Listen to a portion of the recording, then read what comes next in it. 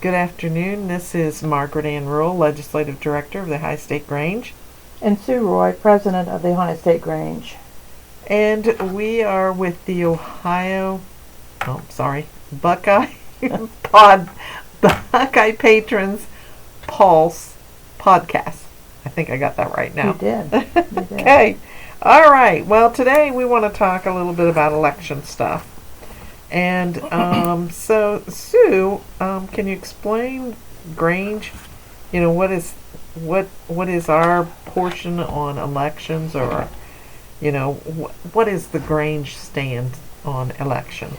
Well, the Grange wants you to vote, and we are nonpartisan, and that means that we don't support any political party. We have been to Washington and talked to people about certain issues, and we will talk to anyone who will listen. It doesn't matter what party it is. So we are nonpartisan. Okay. So. Well, I mean, that's a good thing, because when you want to get things done, it takes both parties. Yeah. To get legislation moving and stuff. Yeah. So if we're going to stay, so that we get legislation passed, we need to stay nonpartisan. Yeah, I think so too. So what is suffrage? Well, when I was looking at the next podcast, we talk about an issue 2, and it's a suffrage act, and it's about voting, and it actually means the right to vote in a political election. And that's one thing with the Grange. Even though our country didn't allow women to vote, the Grange always allowed women to vote right from the very beginning. They had equal votes, and they could actually hold any offices they wanted to. They weren't just there to cook and everything. They could vote. So they were kind of ahead of their time. Well, technically, in the Grange, a woman can hold any office. Yeah. Where a man cannot be a grace. That's true. So I always thought that was quite interesting when I joined Grange myself. Yeah. That, I could be an assistant steward, or I could be the steward, or I could be gatekeeper, which are typically, if those people out there listening know, that usually men hold those positions. Right. But they don't have to. Well, yes, and they can even be master or president.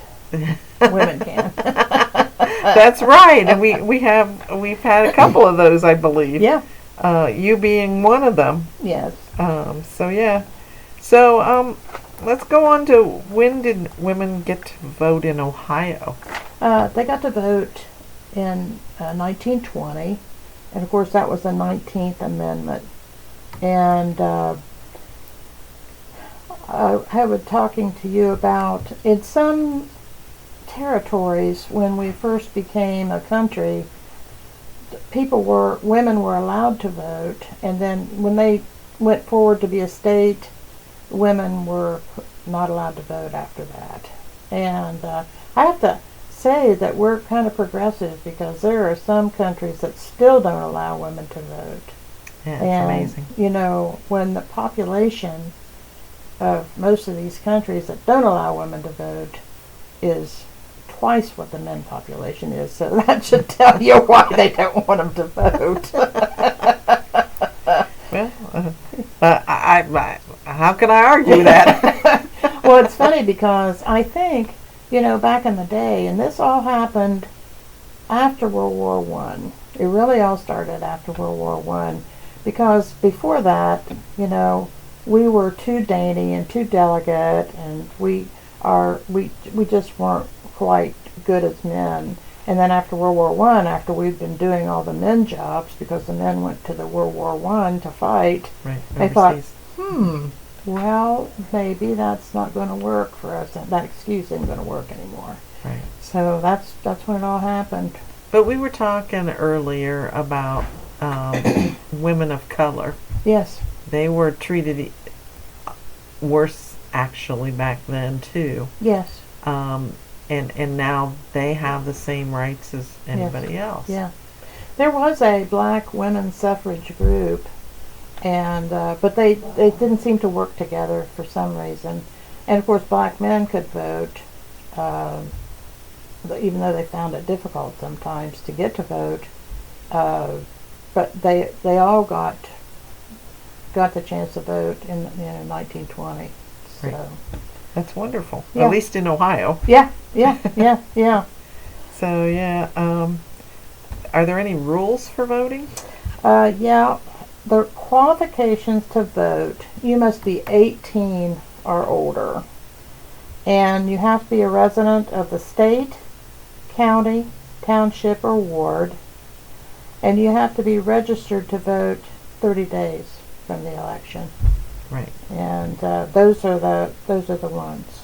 Now you can vote if you're 17 in a primary. Yeah. If you're going to be 18 on Right. the Right. general election date. Well, they changed the age too because they didn't feel like it was fair that they were sending a lot of young men to war and they couldn't vote on anything. And so that's why they changed it to 18. Yeah. So. Well, we welcome them. Yeah. Yeah. You know, I know that the Board of Elections lots of times goes into the schools I'm thinking in the springtime